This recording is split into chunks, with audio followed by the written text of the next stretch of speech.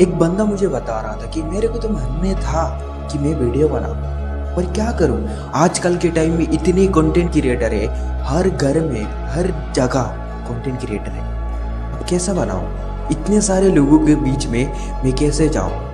देखो मेरे भाई, जितने ज़्यादा लोग होते हैं उतने ही बड़े कठिन होता है कोई भी चीज़ करना। जैसे कर रहे हो अभी के टाइम में, बहुत मैं सच बोल रहा है, बहुत ईजी है। जैसे एडिटिंग करना, कोई भी चीज़ एआई से हो जाता है। लेकिन पहले ऐसा नहीं होता था, ये लोग बहुत मेहनत करके किया था। लेकिन अभी के टाइम में तुम्हें उठाना है, बनाना है, लेकिन तुम अगर फेस भी नहीं दिखा सकते हो तो फिर एआई से कर लोगे, तुम्हारी वॉइस भी एआई से हो जाएगी। लेकिन तुम्हारे अंदर ये चीज़ होना पड़ेगा कि मुझे वो चीज़ करना है। इसलिए मेरे भाई, अगर तुम्हें करना है कोई चीज़ तो भाई मन में कुछ भी मत सोचो भाई, वही चीज़ को करो। अगर तुम्हारे वीडियो बनाने का मन है तो करो भाई।